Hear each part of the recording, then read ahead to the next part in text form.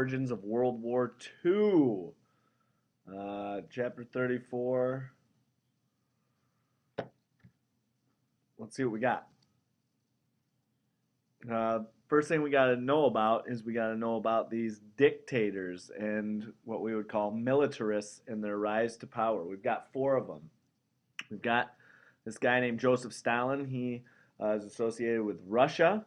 We've got a man named Benito Mussolini associated with Italy. We've got a man named Adolf Hitler associated with Germany, and a man named Hideki Tojo who is associated with Japan.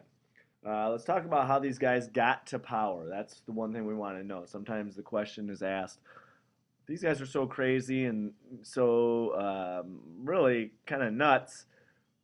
How do they get their power? Joseph Stalin plotted his way to power, creating a totalitarian dictatorship in the USSR, also known as Russia. Yeah, he basically bullied his way to power. One of the things that he really wanted to do on his way to power was raise agricultural production and modernize the industry. So they're kind of going from the old into the new. He used brutal methods to keep his power. Classically, Joseph Stalin did things that were absolutely horrible in order to keep his power. He didn't really trust anybody. Then we've got Benito Mussolini. He really founded the first fascist political movement. That means he put the country in front of the individual. We'll talk a little bit more about what that means later on. He used his public speaking skills really to agitate the crowds and gain support. So he really was able to get people going with his speeches. And again, here we have him hoping to build Italy's economy. Then we've got Adolf Hitler, probably the most familiar out of this group.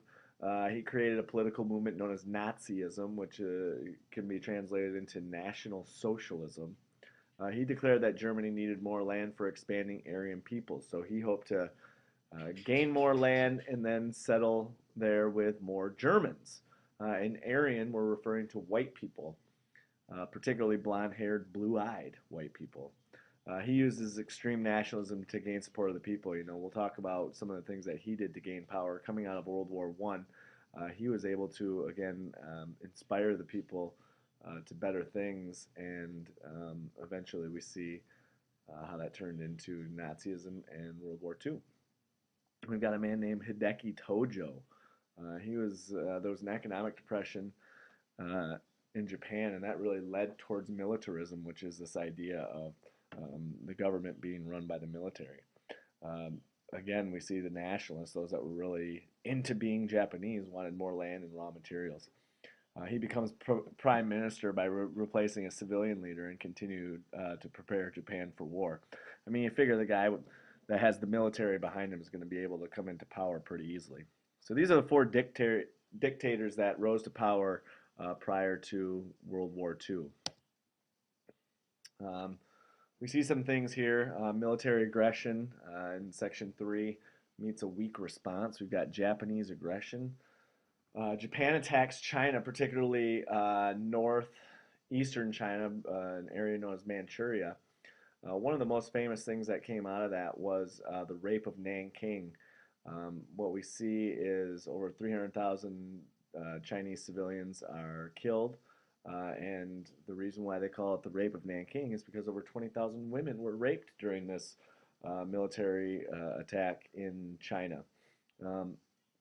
What they do is they ultimately spread further and further. They increase its empire and add French Indochina, Taiwan, Korea, and several small islands in the South Pacific. So we see they've got the hopes of imperialism and spreading around the South Pacific, and we'll see how far Japan actually got here in the future chapters that we're going to be talking about. Then we've got German aggression. Hitler breaks the Munich Pact. This was that idea that he wasn't really going to use power to spread, or use his military to spread Germany and gain more territory. But what ends up happening is there's a term called appeasement. That means that ultimately other countries will give a little to really make Hitler happy, and it really had the opposite effect of that. Hitler ends up getting more aggressive after this appeasement. He says, hey, if you guys will give me this, I might as well keep going. Britain and France, they warned Hitler to stop.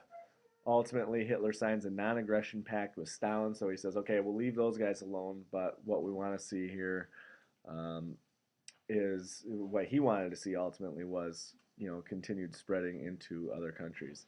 Um, Really, it ultimately comes down to he can't afford to fight two wars, and he doesn't really want to pick a fight with Russia at this time. So what does he do? He attacks poor little Poland, and ultimately, this is kind of the official beginning of World War II. And one of the strategies that he uses is what we call blitzkrieg, otherwise translated as lightning war. It's a strategy of quick and furious invasion, attack into other areas. And we'll get into this a little bit as we go into World War II. Um, Really, what he does is he starts to dominate all of Europe. Either you were with him or you were against him. And if you were against him, he was going to attack you and take over. And really, the final obstacle to complete domination of Europe was Great Britain, who held out for a long time and really was looking to the United States to back him up. And we'll talk about some of those things as well. Uh, Finally, the United States enters the war. Many Americans feared getting involved after World War I. They were like, "Oh, here we go again, another European war. Do we really want to do this?" Um, so what we see is the U.S. starting to rearm the military. The draft is enacted like it was in World War I. And what we have here now are what we call the Neutrality Acts, and this didn't allow for the sale of arms to warring nations, so they weren't going to have some more issues with things like the Lusitania getting sunk because of the supplies they were sending. Then we've got what's called the Lend-Lease Act, and it really was kind of a loophole of letting people borrow war materials instead of selling them. So we weren't technically selling them and remaining neutral. We were letting them use them. And this was passed in March of 1941. And really the thing that drew the United States into World War II was the attack on Pearl Harbor, which we're going to talk about and take a look at here more in depth. There's going to be some videos that I want to show you about this stuff, so stay tuned for those things.